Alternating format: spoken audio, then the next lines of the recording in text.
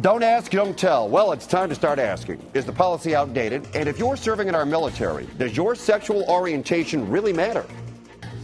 Mayor Antonio Villaraigosa, charismatic as ever. Some will laugh, but some will be offended. But forget the mayor's new clothes. You've got to hear the mayor's new dialect. And forget the groundhog. It's Oil Hog Day, and you'll love what he does when he sees his shadow. All the stories people are talking about and everything you need to know right now on The Filter. Hello again on The Filter Forefront, our top 4 of the day, including the mental stability of a man who wants to become governor. But we'll get started with this.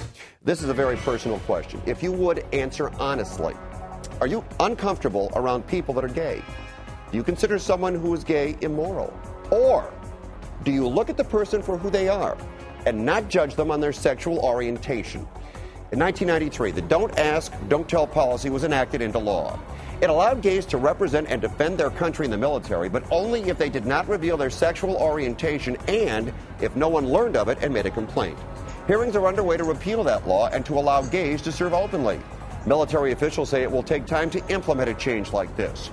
Our contributors joining us via Skype, Emmy Award-winning journalist David Reese and the editor of RedCounty.com, Matt Cunningham. Now, from a personal standpoint, I believe if you are willing to sacrifice your life for this country, I don't care what your sexual orientation is, I would stand right next to you. Do you think the majority of troops would feel the same way, David?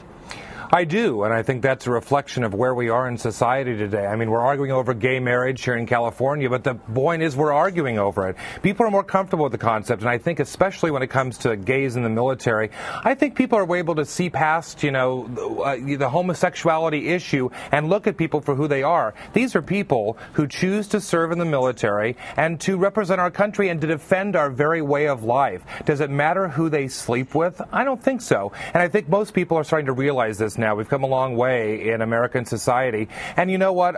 The military, I think, is beginning to address that. But I think if you ask some of the gay people that I know who, take issue with the Don't Ask, Don't Tell policy, what we'd like to see happen here is for the military to actually do something now. They're talking about, studying this for a year and all that kind of stuff. Let's do something now. How about suspending the enforcement of Don't Ask, Don't Tell, which, let's face it, forces people to lie. Well, and the thing is, they're concerned. They're saying we're involved in 2 wars right now, and this could disrupt morale with the troops. What do you think, Matt? Would the troops accept this?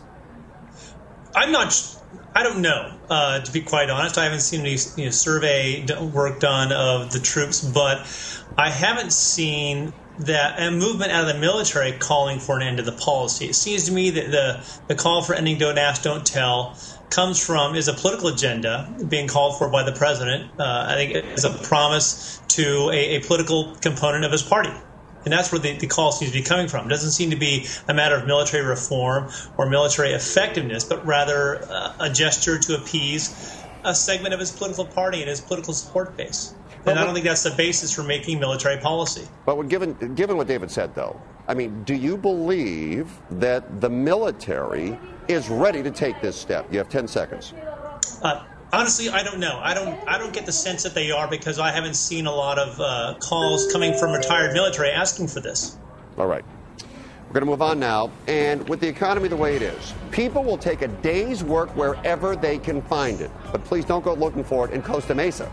Back in 2005, the city instituted an ordinance banning active solicitation on public streets. In other words, you can't stand there and ask people for work. The city believes it creates a public safety hazard and obstructs the entrances and exits to public streets and parking lots. The ACLU calls it unconstitutional. They filed suit. The city does allow people to stand on the streets with signs and distribute literature. All right, let's be big kids here. Let's cut to the chase. Costa Mesa is an upscale community, and no matter what they say, they simply don't want people begging for work on their streets. Matt, is the city right? Should they have that right? I think the city has the right to pass that ordinance. I think a better way would probably be some sort of privately operated day labor center in the city, because obviously these individuals are looking for work. They're here to feed their families and pay their rent. So I can sympathize with the human plight. At the same time, nobody wants entryways to shopping centers being cluttered with a lot of guys coming up and pestering you when they see your car driving towards you, trying to solicit you for work. I think there's a happy medium, and I think the private sector can step in. But I don't think this is a civil rights issue. And I think the ACLU lawsuit is simple. It is silly. David, what do you think? Is Costa Mesa right or wrong here? Well, I don't think it's any big surprise. Costa Mesa is a real nice place to live, and if you live there, you don't want people, soliciting you for work on the street. So, but the problem is they're just trying to shoo it into a neighboring community. If you think for 1 second that an ordinance like this is going to stop people from looking for work, especially those who need it the most, who are oftentimes undocumented workers, you got another thing coming, buddy.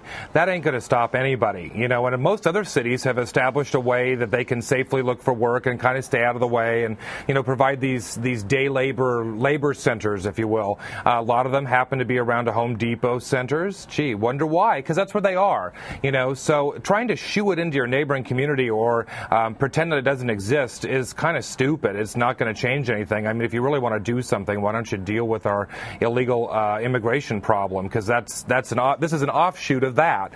But if you're going to make this go away with an ordinance, I don't think so. Matt, you're down in Orange County. Quickly, do you think the city of Costa Mesa would explore another option, or is that basically it?